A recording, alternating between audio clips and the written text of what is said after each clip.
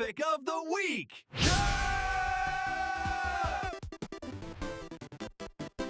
All right, you ready?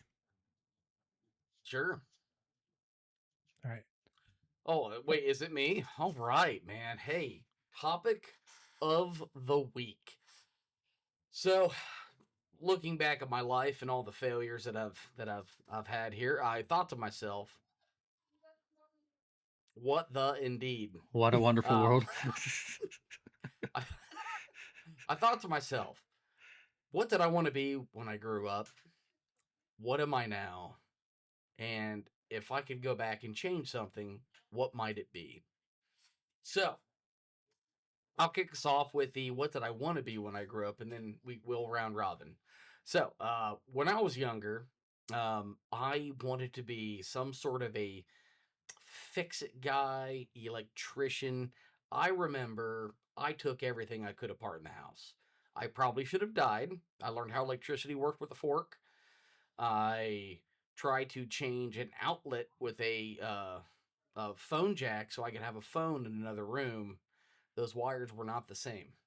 No. We had this great family radio. I wanted to know how it worked. I also had no idea how to put it back together. It was all these things, and then I had so many failures through so many years that when I became an adult and things actually started working, it was such a great Thrill. moment Yeah. that I a wasn't thrill. just Safco the Destroyer. So, but yeah, I wanted to be some sort of a, super handyman electrician extraordinaire. So, young me. And that Yeah. was a floating laundry basket. That was incredible. Oh, That you man. got Yeah. ghosts, Drew. Yeah. I am terrified. So are we gonna start just by going around and everybody saying what they were Sure. or wanted to be, and then go back Yeah. around with what they are now? Sure. Taylor. Okay. I would probably split it up between two different things as a kid. One, for whatever reason, I wanted to do brain surgery. It would be like a brain surgeon, and couldn't really tell you why. Maybe because it was just like I've always felt that there's got to be something a little bit different with my noggin, just from like the hearing thing, and I wondered how differently that would be for other people and stuff, and um, it was more of just a passing kind of interest in that, and also like wanted to be like an astronaut. Um, because I've always found space to be really interesting. Space is it's one of those things that I like. I used to have a telescope, and I do a lot of like night, I guess night watching, stargazing and stuff. Mhm. So, but more of just like a fleeting fancy and just kind of a side thing. Never really been the uh I don't know, it never really gave me the pull to do something for like a job or anything. I don't know why. I don't, but it just never did. Much more of like a sample a little bit here, sample a little bit here, sample a little bit here kind of guy. So I, those are two as a kid I remember wanting to be. So Hmm. yeah. I like it. Probably explains why he always wanted to have a knife and stab people. He That is true. Yes. could have tested on them. Oh yeah, get it. yeah. I don't know about that one. Kind of like Taylor, and I'm sure most kids, you kind of bounce around things too when you're little. There was one point where we were going to not Cedar Point, but SeaWorld all the time, and I thought it'd be so cool to be a marine biologist. Then I kind of grew out of that, and like every kid, I had that streak of wanting to be an astronaut and go to space camp. I wanted to go to space camp so bad. Brittany still to this day wants to go to space camp, but I always thought, like, growing up, I always wanted to join the military and maybe somehow become a fighter pilot. I would have loved it. I think Top Gun had a lot to do with that. I think they said Navy recruitment jumped like 500% when that movie came out or something I crazy believe it. like that, which, so I had a bit of that when I was a kid, but with the heart issue, I was never going to go into the military. So that was always kind of like, as I got older, I'm like, well, I can't do that. And one of the biggest ones for me, and I actually did some training for it. And I was told I also couldn't do this because of my heart, because insurance would never cover me. Was uh, my uncle's a firefighter, and I always kind of grew up idolizing firefighters. Even as a kid, people were like, would you ever want to be a cop or a firefighter?" It was firefighter 100%. I never wanted to be a cop. But I did some fire training and stuff, and then I was told that I was too risky of a case, and that insurance, even if I got on a department, which was unlikely because it's already so hard to get on, that an insurance company would never cover me at that department because the number one killer of firefighters is actually cardiac arrest. Um, so they were like, well, that's not going to work. But those Yeah. are probably my two biggest ones. I was real deep into the firefighter thing for a long time. So I was, Hmm. to this day, I'd still would do it. So if I could, Mm. Bet you look just great in that outfit too. I did when I wore it. It was awesome. Damn right. I wish I had some more Damn pictures right. of it. I have like one picture of it, I think, and I can't find it anymore. So, Such as tradition. yes, pretty much. All right, so I grew up and I became an automation specialist.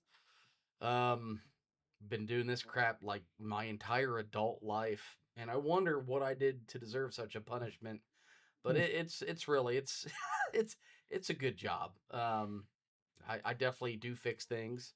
I use tools all the time. More of a computer these days, or this computer up here really has to put in the work. I find that in my new role as the supervisor of uh, all the specialists, um, it's hard pulling back from the work more and more, and just teaching people what I've learned. And it's there's still days I'm like, they're paying me money and I don't deserve it because I didn't do anything today. But then you look at your phone call log and you took 35 Yeah, phone calls. You're on the phone for 5.5 hours.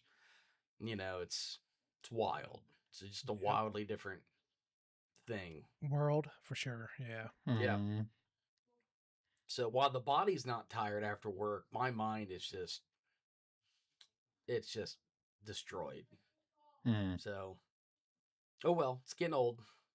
yeah. So you're adjacent to what you wanted to be as a kid. You know, you definitely were fixing stuff, and there was a lot of Yeah. troubleshooting involved. So, still is. I mean, yeah, and I mean, you know what, MacGyver was a lot of that for me. And whenever Mm. I'd like wire up a panel, in my mind, I was wiring up a bomb or I was diffusing a For bomb. sure. For You sure. Yeah. know, Doing something super cool. yeah. Not just wiring up a VAV box. Yeah. Here we go. And then so oftentimes I did let the magic smoke out, so you could say it I've went done that off. too. Done that too. It was like that when I got here.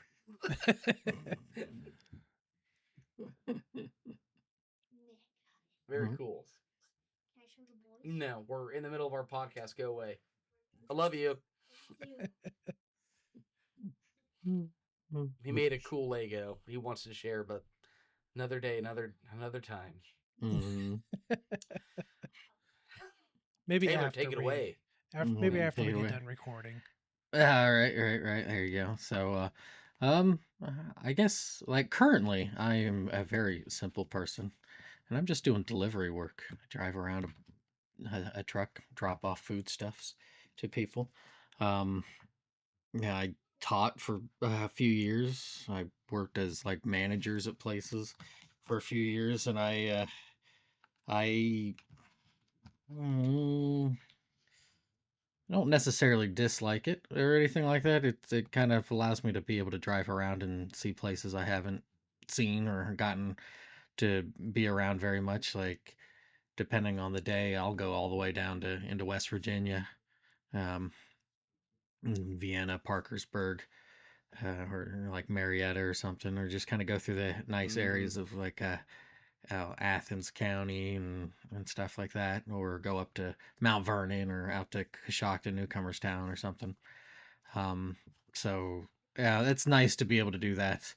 The my thing is a lot of the work that I've done has been very mm, I don't say isolating, but more singular. So it's like doing the teaching stuff, kind of just working as a teacher, doing um for a while there, I was helping the oh, oh working. Well, I wasn't singular at that point doing that sort of thing, but more so the teacher stuff kind of really just isolated me for a very long time with that, and then um, it, especially coming back and then like dealing with other people, I it was really it's really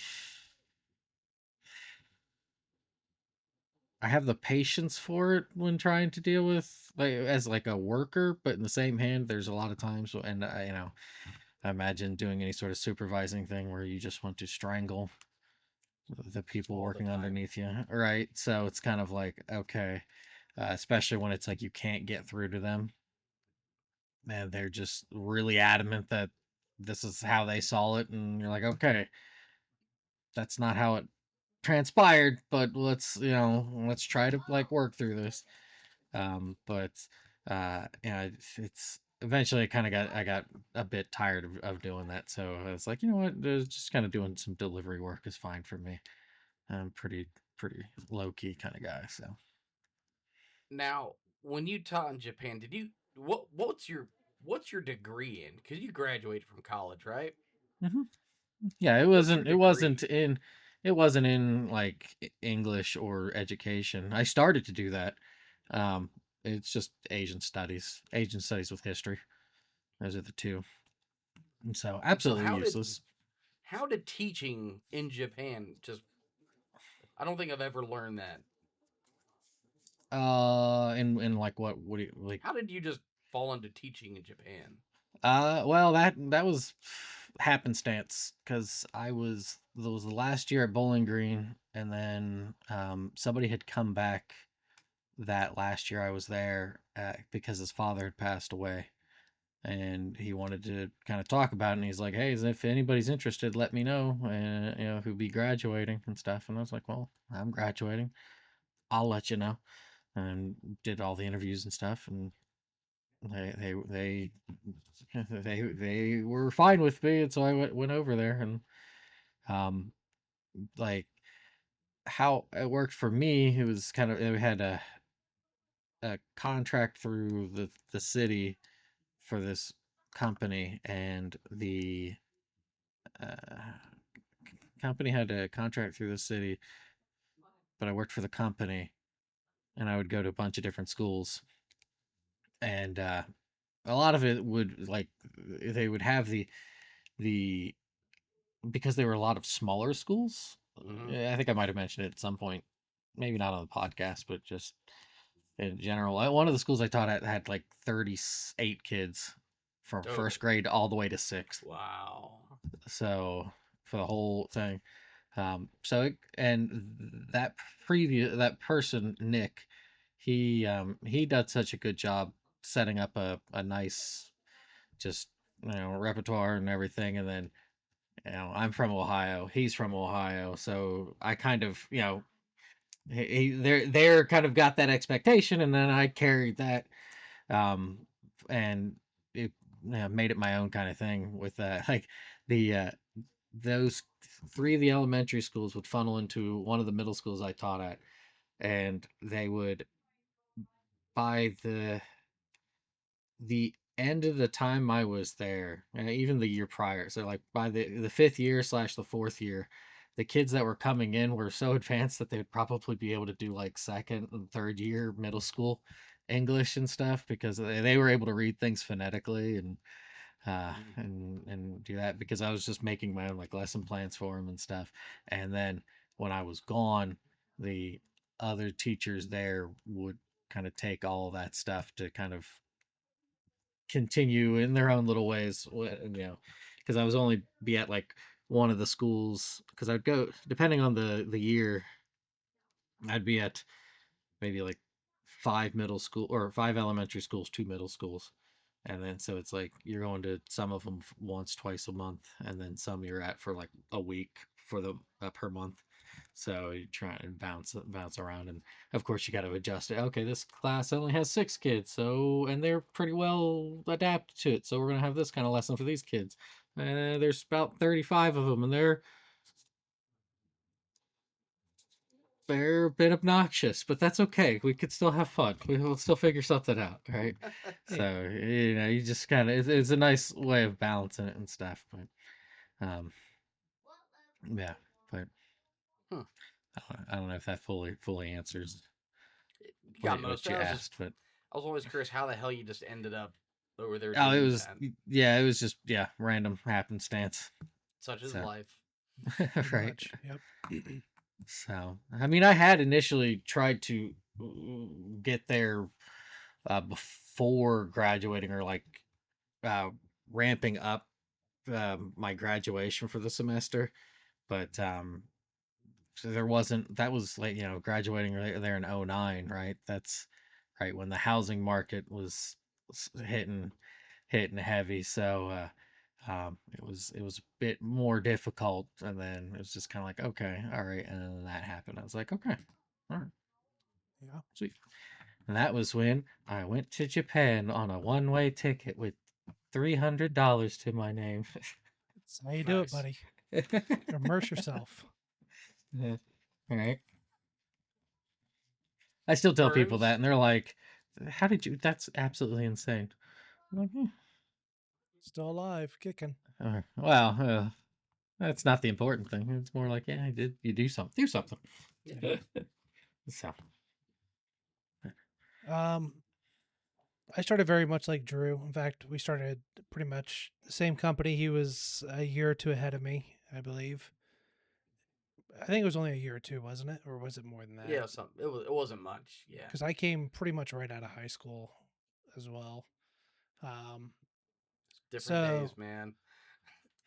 he started the same way I did, kind of pulling cable, for everything, just getting dirty, learning the industry. And where he went to automation, I got pulled kicking and screaming into security and fire safety. Um, do I wish I could go back and go in automation? Hell yes. Yes, I do. But life is as it is, and you make do. It is. So I started there. Now I'm in sales for security systems, fire alarm systems. So kind of fire adjacent, not a firefighter, still protecting buildings. The only time I rub shoulders with firefighters though is when they come into a building and tell me how screwed up all my stuff is. That's about it. But now kind of worked my way up like Drew did. Started as a technician for a long time, then moved into a little bit of project management, design work, that kind of stuff. To where finally they decided to let me start selling, and I got enough people skills that they're like, all right, this guy's not a complete idiot in front of a customer. Um, so I will say it's one of the few industries I've found out there that you can be, if you know what you're doing and you put your time in, it can be fairly lucrative for not having a college education. It's almost trade adjacent. I don't know that I would call it a trade, but it's very, very close to a trade. It's kind It of is. adjacent to many.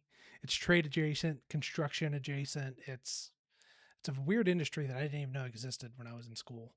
Um, but that's what I do now. I sell stuff um, for security and fire. It's not at all what I ever imagined I would do. Not where I thought I Yeah. would be. When I say there are times I absolutely hate it, there is. I think everybody can say that about their job for the most part. But it's one of those I've spent around 15 years doing it now. So you learn to appreciate things and you do start to love certain things about the job. So, and the challenge that can come with it. But where I thought I would be as a kid is nowhere where I am now. But I'm happy I landed where I did. It was kind of a happenstance as well. Friend's father got me into the industry and I just made it work. So, Yeah. can't say I regret it. Who knows where I'd be otherwise, but not Jordan? anywhere where I thought I'd be as a kid, that's for sure. I didn't even know it existed as a kid. And I never wanted to work in trades or electrical or anything like Drew. Um, the only thing I went to school for a little bit after high school for computers and spent more time screwing off than going to class, which is funny because everybody works on computers now. And I don't know that that career would have been as lucrative as I thought it was going to be when I was a kid, when I first got into it. Yeah. Especially with a lot of the outsourcing and stuff. Um, it's very hard to outsource my job. Luckily, you got to be pretty present and you got to know quite a bit. I put myself in a Yep. position where I can be everybody's replaceable. Don't ever think you're not replaceable, but it's harder to replace me. Yeah. It may So will hurt them for a while. They'll feel the burn with our yeah, they'll absence. feel it, but if by God, if Mhm. they need to, they'll do it. So don't put it I past them. I Any would of them. say awkwardly, I felt safer 2 years ago because I was very customer facing. Yes. And when you work hard for a customer and your work shows through, they support you. You get fired, you go work for them, or you're in Oh Mhm. front of yeah. other trades and they know your reputation and they'll take you on. Now it's like I'm the guy in the back and like, hmm, Drew Oh still yeah. do things. People see me on a ladder and like, oh, look at this guy on a ladder. Yeah. It's like you know where I started, right? You really Yeah, that's I don't know if you feel this way or not, but I feel like because I've been to a few new companies that you haven't, but coming in as a salesman, even though I spent 15 years in the field installing, doing all the things these guys are doing, answering questions for them, they still look at me like I'm not one of them. You know what I mean? They're like, "Oh, this guy's not one of us. He's not a technician." And it's like, you realize I cut my teeth too. I went through the same mm-hmm. crap you're going through. I know how you feel. That's why I was always so sympathetic when I was in charge, not in charge, but I would do scheduling for technicians. And trust me, it sucks to call them at 5 o'clock and be like, "Hey, man, I need you to run over here and do this." And they'd start complaining. And I'm like, dude, I get it. I used to do it too. You know what I mean? I was on call all the time. It sucks, but we got to take care of this. It's how the business is. I Um, have worked 34 hours straight on a job yeah, having like food delivered because I didn't even have enough time to leave to go get food. And I pissed on a roof because the guys who were escorting said, I'm not taking you down. You go over there. yeah. Okay. You That's know, so. It's like, trust me, we've earned our stripes. It's not like we just because I've worked with some salespeople and some upper management that have not earned their stripes, and they have yeah. no realistic idea what it's like out there, and it's brutal to work with them. But I've noticed when I go around technicians now, no matter what I do or say, they will not accept me into the clan. So I don't know what it is, but Yeah. you know what? It's, If that's the cost of climbing that ladder a bit and getting more successful, that's a price I'll pay. So I find like when I do go out to the field to help one of my guys, like, oh, no, you get the computer. I'll get the, oh, no. I got it. I'm delighted to climb that ladder and do something yeah, different for a couple of hours, because yeah, there's days I don't want to ever go back to it, but there's days I miss bending conduit. Like that was something you could go, you're working with your hands, you bend it, well, you sucked at it. yeah. I was terrible at it. It I was was it god was awful at it. art, right? And you had this goal, hey, I'm going to put in 200 feet of conduit today. I'm going to go from point A to point B, and you get that done, and it looks good, and you could go home saying, I got it done.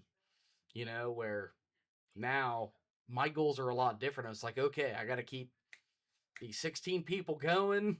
Got to Yeah, make sure we get to these jobs. And I don't even know, I know what they're working on. I know he's doing point to point. I know this guy's doing boxes, right? I know this guy's working on graph. I know the basics.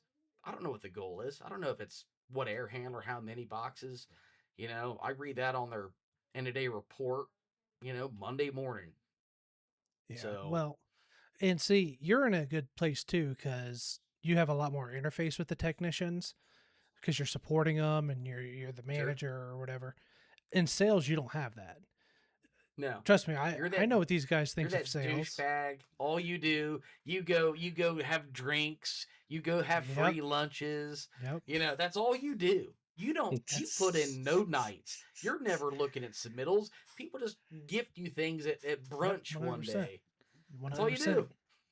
And because I'm salary, I don't even have to put in all my hours except for the nights I work through quotes and the weekends I look at stuff and the phone calls I take at Disney World at 7 o'clock at night. Yeah, except for that. But I get it. I was a tech looking at sales guys too.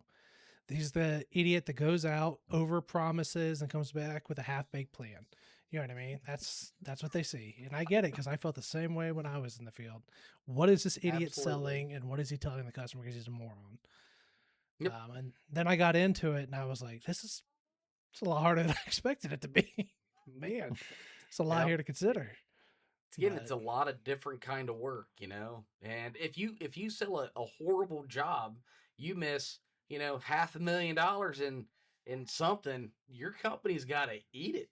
oh You yeah, know, and they're gonna maybe let you you know get the it too. change order, maybe you don't. Probably you don't.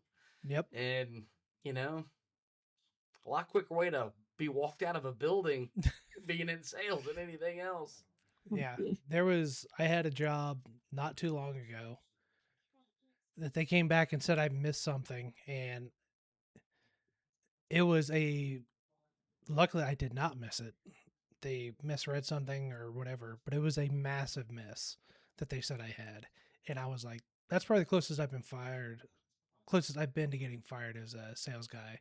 Is if I had actually missed this, it would have been a huge, huge deal. Luckily, I did not Yeah. miss it. So, because it can burn you and it can burn you fast. This is why I don't like bid work, is because the way they write it, you have to have a lawyer come in and read the damn thing to you Yeah. and point out everywhere they've got, there's a get you, there's a get you, there's a get you, to where anything you tell them, they're gonna be like, nope, it's right here, right here. Well, you put it in Latin. How am I supposed to know that? You know what I mean? So over here is Russian. I don't speak Russian. So, but you know what? Yeah. It's all right. So it does come with its perks. You're right. We do get the free lunches occasionally, and we do get to do the company events. One. And you know what? Some of those company events suck. You They don't do. want to do them. So, but Yep. All right. And to finish off topic of the week, if you go back and change it up, would you? So for me, I think about what I'm really interested in now. Like, right, I never had a delusion of grandeur that I'd be a professional athlete. I definitely don't have the focus for that. It's just not my thing. But like now being like into photography and videography, I'm like, would I go back and like maybe take that up? And then the answer is going to be a hard no. I like playing video games. I don't touch video games anymore because I don't want to be in front of a computer anymore. yeah, Yes, I could play on a console, but like I literally get sick of the iteration consoles. Like it's yeah, I think it's horrible. So I I want to enjoy my hobby as my hobby. That I want to use that as my retreat from work. My treat for a long week of work. I get to go out and do something fun, either with myself or with the family. And so I like what I do well enough. If I didn't, I think I would find something else. But I'm gonna say I don't think I'd really go back and change much. I mean, I'd like to make twice as much as I do now, but yeah. this is not feasible. It's not a realistic expectation. Taylor, So Mhm. Um, I don't know. I think it would just because more of just out of curiosity's sake to see what differences would be more than anything. Make the choice not to come back or something, or um, yeah, I don't know if I would stick around doing like store manager stuff. Like that was driving me up a wall. Um, So I think dipping my toes into that and being like, yeah, this isn't really for me because I will the way upper management wants to strangle you and tie both arms behind your back to try to do anything. It's like no, but yeah, I think that would be the big one. Like if like not coming back to the States or something, just to see how that would go. Um, but or even peel that back further and be like not even go, and then just how differently that could be, but I don't know. Maybe for maybe for the next loop around, I guess. yeah. Mm. I would say for firefighting, if I could go back and didn't have a heart condition and I knew I had a very realistic, good shot at becoming a full-time firefighter, absolutely. I don't even think somebody would have to ask me twice. I still think it's the coolest job on earth. You're part of a brotherhood. You get to do fun stuff at work. Get it, people are in danger, and it's a dangerous situation. That's not lost on me at all. But I just think it's the coolest job. I think those guys are so lucky to be able to do what they do every day. And I would go back and do it in a heartbeat. Anything else? Maybe fighter pilot, maybe. But even then, I'm like, how's your vision? How's your not vision? great, not great. Oh well, look, you're asking for a lot of health conditions to me. be reversed. I, from a health and medical standpoint, am out of most really cool jobs. So pretty much immediately. But yeah, if I could go back and be a firefighter, I would in a heartbeat. So real quick, what's the best firefighting movie of all time? I A only lot of know people of say one. Backdraft, Yeah, it's the only one I know which of. is a good I movie. mean, The one with Joaquin Kurt Phoenix Russell, is man. a Ladder Laddie 49. That's probably my favorite. I love that movie. And then the only other one I'm really aware of is like the Towering Inferno. That's a Yes. vintage. That's a real old one, yeah. It is. It's classic. The show with that Irish comedian. He's not Irish. He's Irish descent. He's from New York. Oh, Leary. Yeah, Dennis Leary. Dennis Leary. His firefighter. I know what show's you're pretty talking good about. too. I can't remember. Yeah, It's been years since I watched it. Me either, but I know what you're talking about. That one was good. Something called like Man on Fire or something like that. That might No, be that's a it. great movie. Denzel That's a Washington Denzel movie. Washington movie. Yeah. Oh, okay. I can't He think of what was it's on called. fire. He put a bomb in a guy's butthole. That's a great movie. You let me go. Oh no, I gotta go, but you. Bye. You don't ever want to blow up from your butthole, man. That's not the way to go. That don't sound too good. No. But hey, don't kidnap kids. Yeah. Yeah. Leave them alone. It's more of the leave story. kids alone. Yeah. Don't be kidnapping. Yeah, leave them kids alone.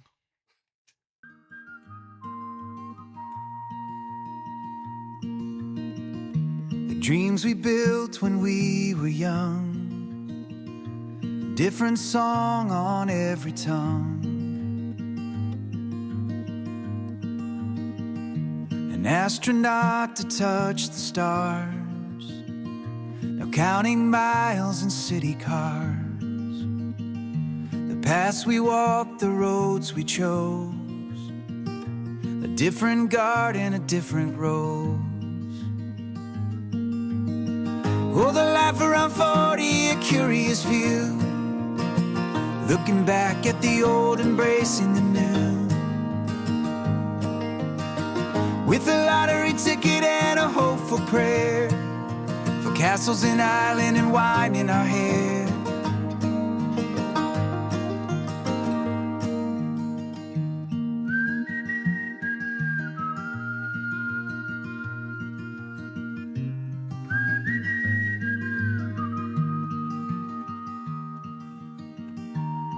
What would you do? Where would you go? Join us next time on Life Around 40. We'll see you